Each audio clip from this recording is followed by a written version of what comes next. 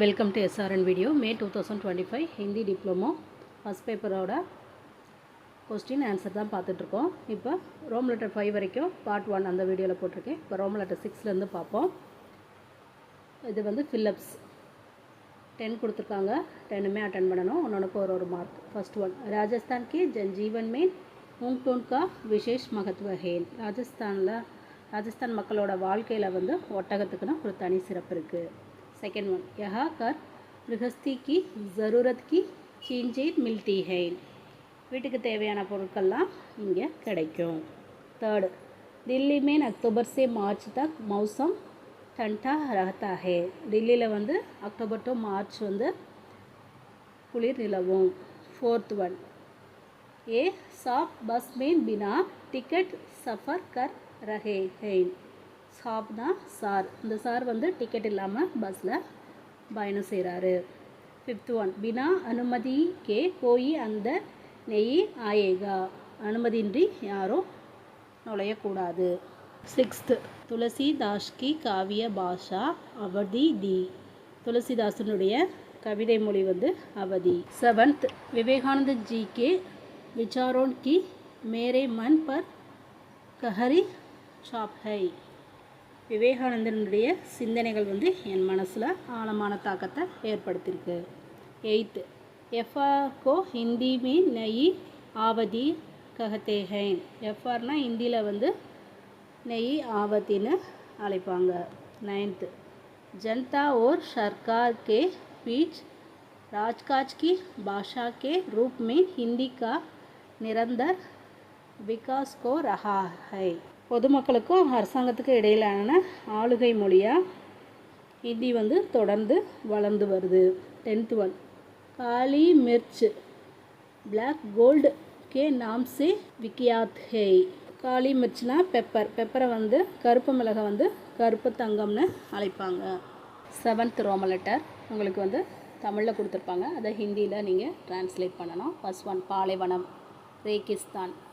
Second, நகல் Pratilipi. Third, விசாரணை சாய் பட்டால். ஃபோர்த், கட்டாயம் அனிவாரிய. ஃபிஃப்த், பயிற்சி தாள் உத்தர் பத்ர. எய்த் ரோமன் லெட்டர் இங்கே வந்து தமிழில் ஒரு வார்த்தை கொடுத்துருக்காங்க. அதை ஹிந்தியில் நீங்கள் ட்ரான்ஸ்லேட் பண்ணி இந்த ஃபில்லப்ஸ் வந்து நீங்கள் கம்ப்ளீட் பண்ணணும். ஃபர்ஸ்ட் ஒன், கிருபையா பேரம்னா மோல்பாவ்னா கரேன்.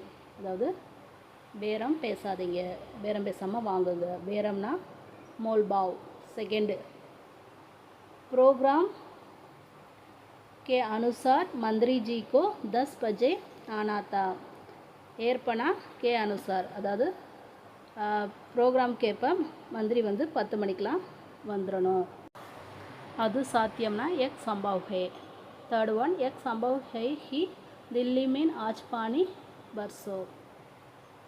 फोर्थ, गर्मियों में ஏசி உபயோகி होता है. கோடை காலத்தில் ஏசி உபயோகிக்கிறது பயனுள்ளதாக இருக்குது. பயனுள்ளதாக உள்ளதுன்னா உபயோகி ஹை. ஃபிஃப்த்து, இஸ் ரெஸ்டாரண்ட் மீன் கானா அச்சாத்தா. அச்சாத்தானா நன்றாக இருக்கிறது. இந்த ரெஸ்டாரண்ட்டில் உணவு நல்லா இருக்குது. நைன்த்து, பிலோம் சப்த்து ஆப்போசிட் எதிர்சொல். ஃபர்ஸ்ட் ஒன், ஆகமன் பிரஸ்தான் வருகை புறப்பாடு. செகண்ட், புண்ணிய பாப் புண்ணியம் பாவம். தேர்ட், ஆகிரி பெஹலா கடைசி முதல். ஃபோர்த், அப்னா பராயா. அப்னானா என்னுடையது, பராயானா வேறவங்கது. ஃபிஃப்த்து, கீலா ஷூகா ஈரமான உலர்ந்த வெட் ட்ரை. சிக்ஸ்த்து, சஸ்தா மஹெங்கா சீப் எக்ஸ்பென்சிவ் மலிவான விலை உயர்ந்த. செவன்த், நயா புராணா நியூ ஓல்டு. எயித், பேஜ்னா கரீத்னா விற்க வாங்க செல் பை. நைன்த், ஹல்கா பாரி லைட் ஹெவி. 10, டண்டா கரம் கோல்டு ஹாட் குளிர்ந்த சூடான. 10th ரோமன் லெட்டர் பின்வரும் சொற்களுக்கு அடைப்புக்குறியில் தரப்பட்டுள்ள சொற்களில் பொருத்தமான சொல்லை தேர்ந்தெடுத்து எழுதுக. ஸோ ஃபஸ்ட் ஒனுக்கு என்ன வரும்? ஜெய்சே காயானா ஜா சஹே ஆகத்யா. सेकेंड, वर्ष में एक बार होने वाला वार्षिक। थर्ड, वह स्थान जहाँ कोई जा ना सके आज़र। फोर्थ, सबसे पहले गिना जाने वाला अग्रगण्य। फिफ्थ, वह जो कभी बूढ़ा ना हो अहम्य। ஸோ இந்த சென்டென்ஸ்க்கு மேட்ச் ஆகிற வேர்ட்ஸ் எடுத்து எழுதணும். 11th ரோமன் லெட்டர் வந்து வாக்கியத்தில் அமைக்கிறது, சென்டென்ஸ் மேக்கிங். இங்கே கொடுத்துருக்க சொற்களை பயன்படுத்தி நீங்கள் வாக்கியத்தில் அமைக்கணும். இப்போ உதாரணத்துக்கு 7வது கர்த்தவியனா கடமை. அப்போ மேன் ஏக் சிக்ஷக் ஹூம் ஏக் மேரா கர்த்தவிய ஹே. நான் ஒரு ஆசிரியை, இது என்னுடைய கடமை. இந்த மாதிரி நீங்கள் வந்து சென்டென்ஸு மேக் பண்ணணும். 12th Roman letter last one. உங்களுக்கு ஒரு பேராகிராஃப் கொடுத்துருப்பாங்க, 5 கொஸ்டின் கேட்டிருக்காங்க. இந்த பேராகிராஃபில் இருந்து தான் அந்த கொஸ்டின் கேட்டிருக்காங்க. ஸோ இந்த பேராகிராஃபை நல்லா ரீட் பண்ணி கொஸ்டினுக்கு ஏற்ற ஆன்சரை எழுதணும். ஃபர்ஸ்ட் கொஸ்டின், பாரத் பிருத்திவி கா ஸ்வர்க் किनके लिए है? पर्यटकों के लिए भारत पृथ्वी का स्वर्ग है. पर्यटकोंना சுற்றுலா பயணிகள். சுற்றுலா பயணிகளுக்கு இந்தியா வந்து பூமியில் ஒரு சொர்க்கம். செகண்ட் கொஸ்டின், பாரத் की कौन सी विविधता अन्य देशों में दुर्लभ है?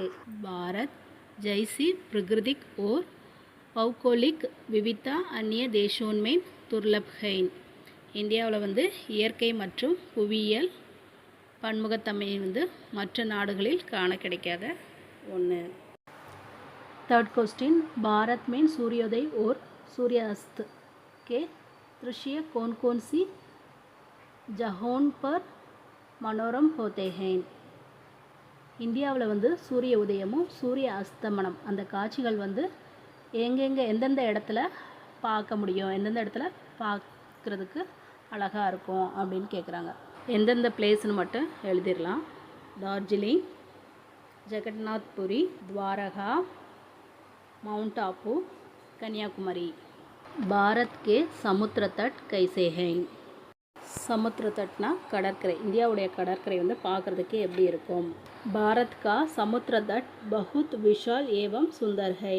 இந்தியாவினுடைய கடற்கரை வந்து நல்லா அகலமாக பரந்ததாகவும் அழகாகவும் இருக்கும். 5th கொஸ்டின், இஸ் அனுச்சேத் கா உச்சித் शीर्षक बताइए. இப்போ இந்த பேராகிராஃப்க்கு ஏற்ற தலைப்பு கொடுங்கன்னு. சுந்தர் பாரத்னு வைக்கலாம், இல்லை பாரத் கி மஹிமா அப்படின்னு ஹெட்டிங் கொடுக்கலாம். சுந்தர் பாரத்னா அழகான பாரதம், அழகான இந்தியா. இல்லைனா பாரத் கி மஹிமானா பாரதத்தினுடைய பெருமை, இந்தியாவினுடைய பெருமை. எந்த ஹெட்டிங் வேணாலும் வைக்கலாம். இந்த வீடியோ உங்களுக்கு யூஸ்ஃபுல்லாக இருக்குன்னு நினைக்கிறேன். பார்ட் 1 வீடியோ ஏற்கனவே போட்டிருக்கேன், இது part 2 video. First time Hindi diploma exam எழுதுகிறவங்களுக்கு இந்த வீடியோ யூஸ்ஃபுல்லாக இருக்கும்னு நினைக்கிறேன். பார்ட் 1 ஏற்கனவே இருக்குது, இது பார்ட் 2. ஸோ வீடியோவுக்கு லைக் பண்ணுங்கள், வீடியோ வந்து உங்கள் ஃப்ரெண்ட்ஸ்களுக்கும் ஷேர் பண்ணுங்கள், சேனலை மறக்காமல் சப்ஸ்கிரைப் பண்ணுங்கள். நாங்கள் போடுற வீடியோ உங்களுக்கு வரும், உங்களுக்கு நோட்டிஃபிகேஷன் காட்டும். தேங்க்யூ.